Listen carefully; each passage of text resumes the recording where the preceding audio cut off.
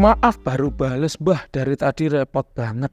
Pengennya saya juga gitu Mbah, tapi ya gimana Mbah, namanya repot ngurus sembako dari jam 5 pagi sampai jam 10 malam. Jadi agak susah Mbah kalau mau belajar. Nah ini Mbak Wira kasih tipsnya. Jadi gini Pak, Mbak Wira itu kapan sih belajar, dengerin konten, dengerin edukasi? Yaitu saat di kamar mandi dan saat makan. Jadi ketika di kamar mandi, HP itu Mbak Wira cantolkan, Mbak Wira play ilmu yang apa yang ingin Mbak Wira pelajari, kemudian Mbak Wira mandi sambil dengarkan edukasi itu. Atau ketika pas makan, jadi pas makan Mbak Wira puter ilmu atau edukasinya itu di dekatnya Mbak Wira, kemudian Mbak Wira makan sambil dengerin itu.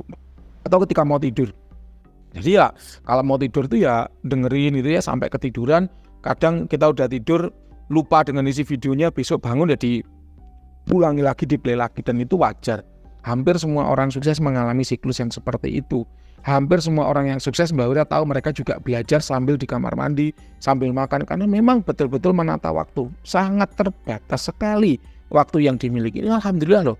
Anda ngurus sembako dari jam 5 pagi sampai jam 10 malam loh, hasilnya loh luar biasa banyak. 18 juta dalam 2 hari. Nanti testimoni akan Mbak Wira screenshot, Mbak Wira tunjukkan di dalam video. Anda harus melihat ini anak muda yang sangat inspiratif sekali. Jadi jangan khawatir Pak, semua anak muda mengalami kekurangan waktu.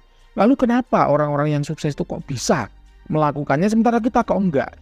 Masalahnya hanya di manajemen waktu saja. Jadi jangan minder, jangan khawatir, semua orang mengalaminya. Kalau Anda butuh bantuan, ayo Mbak Wira bantu, tentu gratis. Kita diskusikan aja sama-sama gimana supaya Anda bisa tetap belajar. Karena begini Pak, kalau kita tidak belajar maka ilmu yang kita miliki ya hanya segitu-segitu saja. Ya, ada juga orang yang konsultasi kepada Mbak Wira, mohon maaf dia adalah tukang rosok. Tukang rosok ini putus sekolah ya, nggak teruskan kuliah, kemudian pekerjaannya memulung rosokan. Kemudian hasilnya ya alhamdulillah bagus. Terus kemudian Mbak Wira bilang gini, Pak, jangan lupa disambil belajar ya, karena orang rosok itu kan nggak sampai 24 jam ya, paling dia kan pagi sampai sore kan udah capek. Malamnya sambil Anda duduk leleh ngopi rokokan sambil dengerin edukasi. Kenapa? Karena nggak akan selamanya Anda menjadi tukang rosok. Minimal naik kelas lah. Minimal naik kelas jadi apa? Juragan rosok yang punya armada atau anak buah pengepul rosokan. Gitu Pak. Jadi naik kelas. Ada salah satu channel di Blitar yang Mbak Wira tahu, dia juga tukang rosok, tapi dia kemudian naik kelas dengan mengumpulkan rosok-rosok bekas HP dan CPU komputer untuk diambil emasnya. Wah itu banyak itu hasilnya. Banyak. Ada video yang Mbak Wira tonton, dia berhasil mengumpulkan berapa puluh gram emas begitu, kemudian dijual ke toko emas, hasilnya banyak, duitnya gebukan. Nanti kalau videonya ketemu Mbak Wira sertakan dalam video, kalau nggak ketemu Anda searching sendiri aja ya, tukang rosok di Blitar itu yang spesialis pengepul HP dan CPU, itu ada emasnya dan emas itu bisa dikumpulkan, bisa diekstrak dari benda-benda elektronik. Jadi gitu. Jadi kita harus mikir bagaimana caranya supaya kita bisa naik kelas, bisa grow up, bisa skill up. Sama Anda juga demikian. Mungkin sekarang jualan sembako, Pak, dari jam 5 sampai jam 10 malam. Anda tidak selamanya jomblo. Anda juga akan punya pacar. Kemudian Anda akan menikah. Sudah menikah Anda akan bercocok tanam. Kemudian Anda akan beranak pinak. Kalau sudah beranak pinak, Pak, kebutuhan itu bertambah banyak, kesibukan bertambah banyak, sementara waktu Anda untuk bekerja itu berkurang.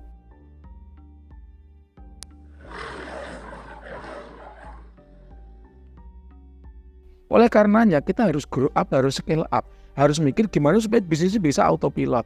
Sehingga aku punya waktu lebih untuk pasanganku, untuk keluargaku, untuk anakku, kan begitu. Belum lagi kalau kita butuh menjalin relasi seperti kemarin. Mbak Wira punya teman baik yang kemudian keluarganya meninggal. 1 hari itu Mbak Wira habiskan itu untuk keluar kota. Ya rumahnya di Probolinggo sana. Jauh. Berjam-jam itu Mbak Wira lewat tol. Padahal udah lewat tol.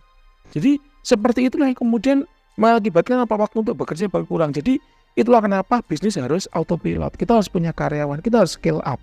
Bukan hanya menjadi self-employed atau kita bekerja untuk diri kita sendiri, tapi kita juga harus menjadi business owner yang punya karyawan-karyawan yang menggantikan pekerjaan yang tidak bisa kita kerjakan karena memang keterbatasan waktu dan kesibukan yang kita miliki. Gitu Pak. Jadi harus ada pola pikir untuk maju. Kita kembali. Mbah, terawangannya 100% akurat. Terima kasih Mbah. Saya kemudian kadang bakar dupa garu cap Raja Omyang. Apakah itu bisa mengundang jin liar? Jawabannya bisa ya, bisa tidak. Bergantung bagaimana Anda niat membakarnya. Karena begini, gaharu itu adalah aroma yang disukai oleh banyak entitas. Ya, baik itu jin, baik itu malaikat, semuanya suka. Kalau memang Anda niatkan hanya untuk menghadiahkan pada entitas yang positif, kodam-kodam Anda, mungkin malaikat penjaga rumah Anda, ya Anda bakarkan itu untuk hadiah kepada alam semesta, itu nggak akan mengundang jin-jin liar. Namun kalau Anda membakarnya secara serampangan, aku membakarkan gaharu ini supaya kalau ada jin-jin sekitar, ya mendekatlah padaku, bantulah hajatku, ya itu akan mengundang jin liar. Jadi bergantung pada niatnya. Tapi selama Anda niatkan itu dengan baik untuk hadiah kodam-kodam Anda, untuk hadiah alam semesta yang memiliki energi vibrasi positif, maka akan aman selalu, nggak ada masalah apa-apa kayak gitu. Baik, itu tadi untuk terawangan badan ya klien kita kali ini, semoga bermanfaat. Kalau Anda semua punya pertanyaan, jangan sungkan ketik aja di kolom komentar, nanti akan kita diskusikan dan kita bahas sama-sama. Terima kasih, salam cerdas bersupranatural.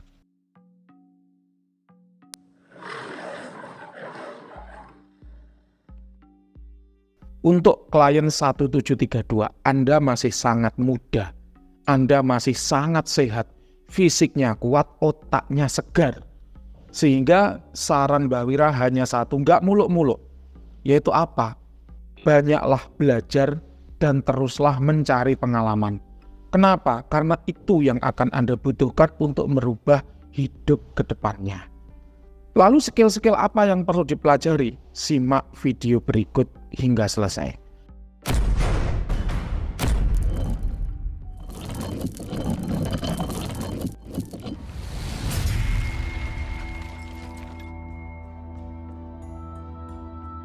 Halo para lovers and haters dimanapun Anda berada, baik yang ada di alam nyata maupun alam gaib, apa kabarnya? Salam cerdas bersupranatural. Berjumpa kembali dengan Mbak Wira, Guru Besar Padepokan Sengkelat, Rajanya Asimat. Hari ini Rabu 2 Oktober 2024 jam 15 sore kita sedang melayani klien nomor 1735. Beliau secara khusus meminta seperti ini. Kalau pertanyaan seputar supranatural nggak ada Mbah, kasih tips dan trik dagang dong Mbah, biar omsetnya bisa seperti Mbah Wira. Oke, noted. Akan Mbah Wira beri di depan sebelum Mbah Wira panjang lebar menyampaikan hasil terawangannya di belakang. Jualan tahun 2024 ke atas itu sudah beda Pak dengan jualan tahun 2019 ke bawah. Sejak adanya COVID, dunia terus berkembang ke arah digital. Sehingga kalau ingin penjualan omsetnya bisa banyak seperti Mbah Wira, ya mari jualan dengan cara-cara digital. Produknya ya produk-produk digital. Ada banyak produk digital yang bisa dicoba. Nah, misalnya e-book, e-course ya, kemudian jualan prompt, jualan coding, jasa pembuatan website dan lain sebagainya. Dan itu semua Mbah Wira lakukan.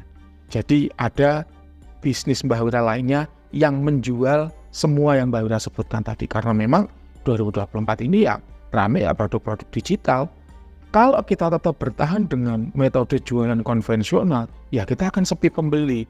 Sekarang coba bayangkan, mohon maaf, ini kita kembali ke supranatural aja.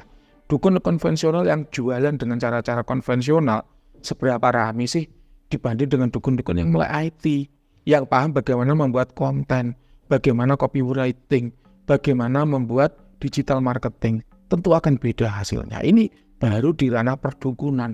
Sesuatu yang jelas-jelas terlihat sangat konvensional.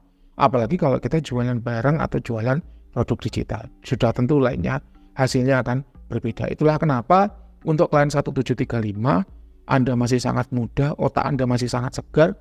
Mbah Wira sangat merekomendasikan Anda mempelajari cara-cara yang laku digunakan untuk jualan di tahun 2024 ke atas. Jangan mempelajari cara-cara konvensional yang pernah digunakan di tahun 2021 ke bawah. Gitu. Baik, kita kembali ke ranah supranatural. Nanti kalau ada yang kurang jelas bisa kita diskusikan di belakang. Untuk terawangan badan akan kita bagi menjadi 4 bab.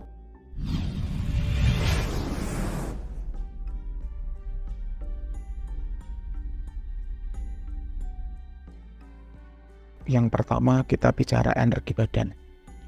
Berdasarkan jumlah, ya, karakter, kualitas, dan kuantitas energinya, manusia itu dapat dikelompokkan menjadi 3. Yang pertama orang-orang yang energinya rendah, yang kedua orang-orang yang energinya sedang, Yang ketiga orang-orang yang energinya tinggi. Masing-masing kategori ini punya ciri khasnya sendiri-sendiri. Orang-orang yang kategori energinya itu masuk kategori rendah adalah mereka yang punya masalah dalam medis maupun magic.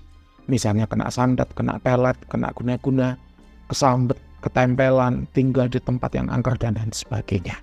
Nah, untuk klien nomor 1735 kalau menurut Mbak Wira tidak masuk kategori itu. Nah, jadi tubuh Anda aman, tidak ada gangguan secara magic maupun medis. Yang kedua adalah orang-orang yang energinya tinggi. Siapa itu? Yaitu mereka yang gemar. Ya, dua hal. Satu, gemar tirakat, ya, menempa diri dengan beragam lelaku, beragam tirakat olah rasa, ya. Bisa bertapa, meditasi, wirid, puasa, ya, maupun upaya-upaya tempat diri lainnya. Dan yang kedua adalah mereka yang gemar mengoleksi kodam di dalam dirinya. Kenapa? Karena orang tirakat menghasilkan energi yang lebih tinggi, membentuk ya energi dirinya menjadi lebih tinggi, dan orang yang memiliki kodam di dalam tubuhnya itu juga energi tubuhnya lebih tinggi. Kenapa? Karena energi tubuhnya memiliki dua komposisi. Yang pertama energinya si manusia itu sendiri ya sebagai individu, dan yang kedua energi sekodam yang dimasukkan ke dalam dirinya.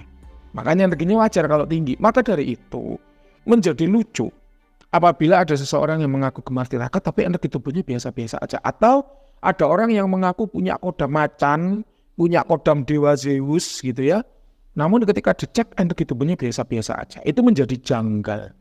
Nah, untuk klien nomor 1735 kalau menurut Mbak Wira energi tubuhnya tidak masuk kategori yang tinggi ini. Jadi memang tubuhnya sehat dan fit, namun semata-mata itu karena kondisi yang masih muda, bukan karena gemar memasukkan kodam ke dalam badannya. Loh Mbah, saya itu dulu pernah memasukkan kodam, mengisikan kodam ke dalam badan dengan susu, kapsul loloh, air yang udah dicap mantra dan sebagainya, kok nggak ada sekarang Mbah? Jawabannya wallahu alam.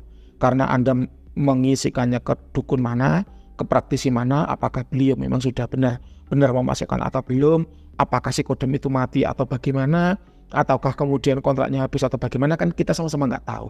Jadi kalau menurut pengamatan Mbak Wira per hari ini Rabu 2 Oktober 2024 jam 15 sore, memang Mbak Wira tidak menemukan ada kodam di diri Anda.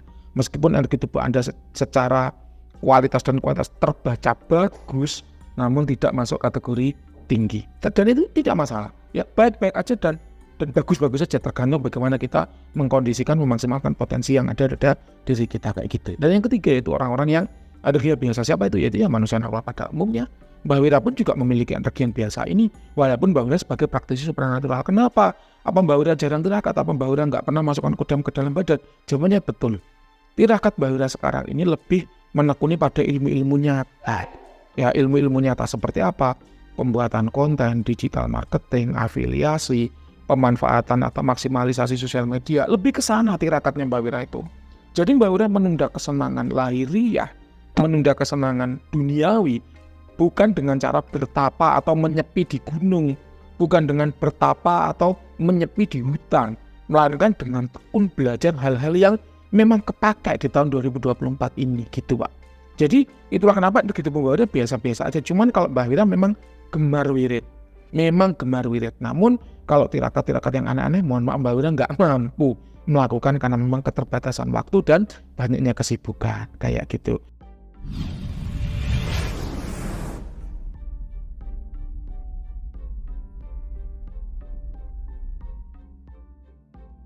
Kodam badan gimana kalau untuk Mbak Wira? Sama, saya juga nggak gemar memasukkan kodam ke dalam badan. Kenapa demikian?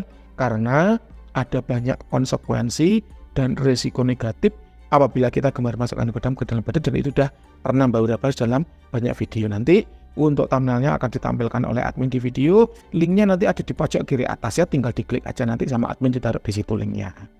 Kita kembali ke klien 1735. Untuk klien 1735, menurut Mbak Wira energinya memang biasa. Kalau Mbak Wira skalakan dari 1 sampai 100, misalnya orang-orang yang energinya rendah itu di bawah 60, yang tinggi di atas 80, maka klien 1735 ini ada di level 78. Jadi memang bagus dan fit sekali, namun tidak masuk kategori tinggi.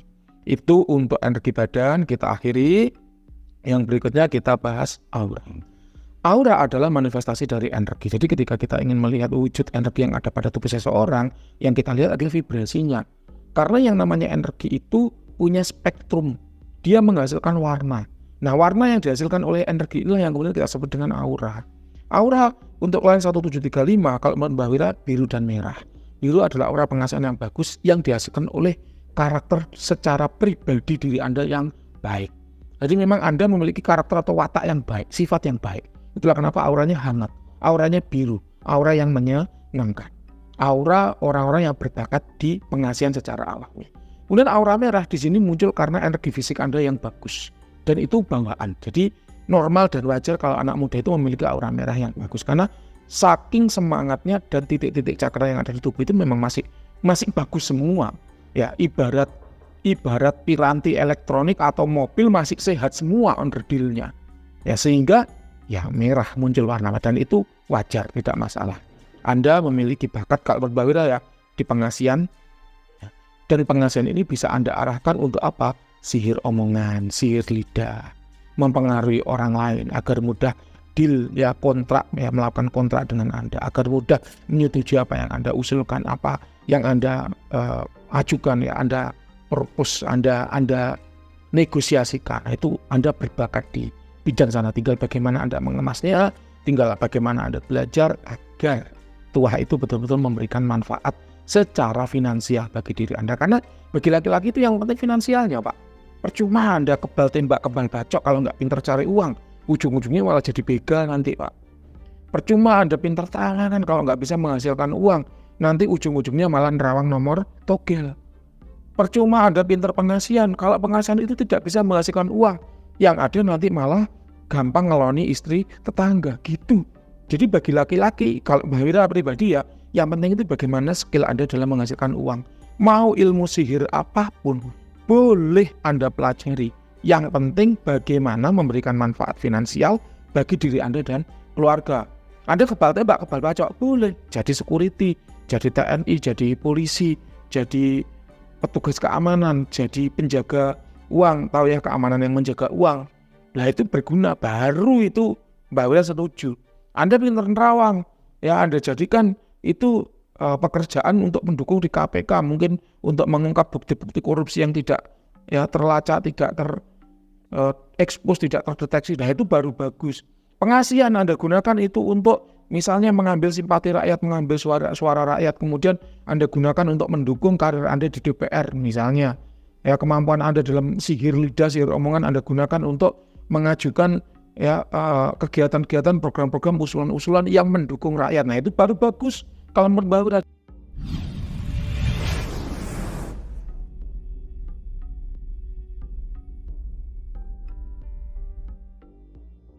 Jadi yang penting itu bagaimana kita memanfaatkannya. Sihir omongan Anda bagus, Anda gunakan itu untuk selling, untuk menjual sesuatu. Kalau jualan pun jangan gorengan. Ya kalau jualan sekalian aja mobil mewah, kalau nggak gitu properti, kalau nggak gitu asuransi misalnya. Kalau gitu apapun lah yang sekiranya jualan boleh sama, tapi hasilnya itu beda gitu loh. Karena jual gorengan sama jual properti itu sama-sama jualannya, sulitnya juga sama, tapi hasilnya berbeda gitu. Bapak Ibu ya, kalau Mbak Wira itu pikirannya praktis dan simpel seperti itu. Kita lanjut yang ketiga yaitu titik-titik cakra yang aktif di tubuh Anda. Ada beberapa titik cakra yang aktif, yang utama yaitu 3 cakra utama yang menyumbang aura merah yaitu root cakra ya yang ada di tulang ekor ya, kemudian seks cakra yang berhubungan dengan seksualitas dan kreativitas, kemudian solar cakra yang berhubungan dengan stamina, energi, daya tahan fisik ya. Itu ketiga-tiganya aktif, bagus banget. Kemudian cakra tenggorokan Anda juga aktif. Itu membuat Anda ya mudah ya. Pahit lidah, ngomong dipercaya orang, ngomong mudah wujud di situ.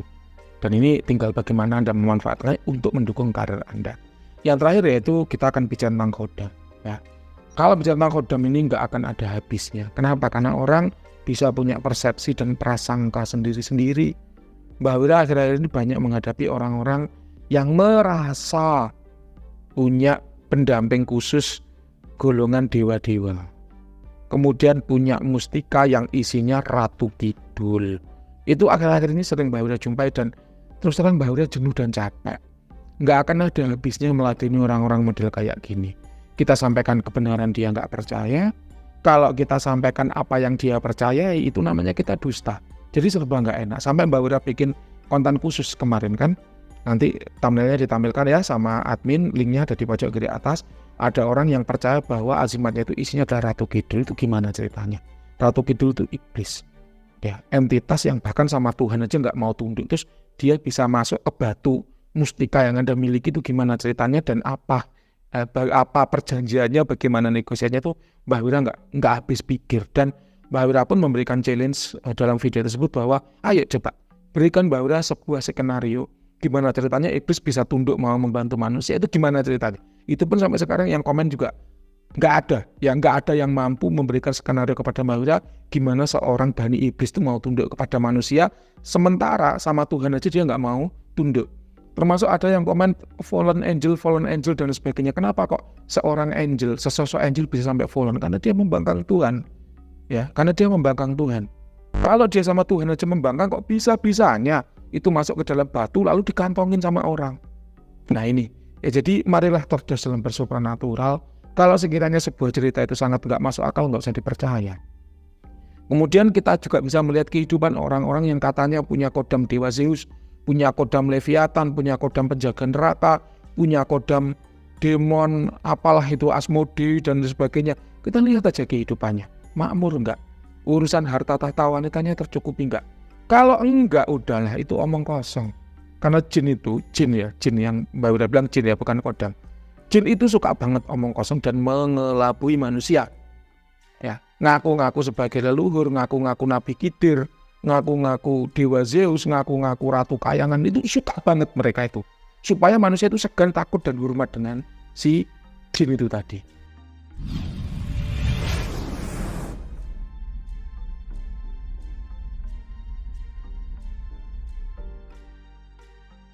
Akibatnya apa? Nanti energi negatif yang muncul atas ketakutan dan kehormatan itu dijadikan kekuatan, sumber kekuatan oleh si jin itu. Itu jin demen banget. Makanya Mbak Wira pun kalau jual nggak pernah aneh-aneh.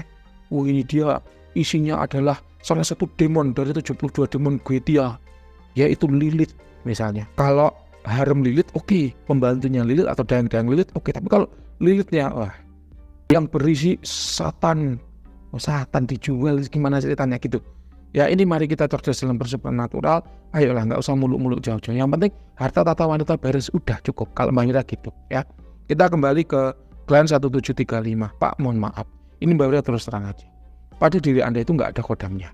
Dan itu sudah dibahas tadi di depan bahwa energi itu pada juga nggak tinggi. Memang secara energi bagus, tapi tidak masuk kategori tinggi. Kenapa? Karena memang nggak ada kodamnya. Baik itu kodam leluhur, kodam pengisian, kodam keilmuan, ataupun jin-jin yang menjadi kodam karena unsur suka, cinta, demen, dan sebagainya, itu nggak ada. Itu secara supranatural yang bisa Mbak Wira bahas ya. Silahkan kalau Anda minta tips lainnya ya, disampaikan aja. Nanti akan Mbak Wira bagikan sebisa Mbak Wira. Demikian, terima kasih. Ada kurang lebihnya mohon maaf. Kalau ada pertanyaan yang belum terjawab atau suatu perkara yang ingin dikonsultasikan, silahkan. Akan Mbak Wira beri waktu yang unlimited. Mau sehari, 2 hari, 3 hari, boleh. Mari kita diskusikan apa yang masih mengganjal dalam pikiran Anda. Terima kasih, selamat sore.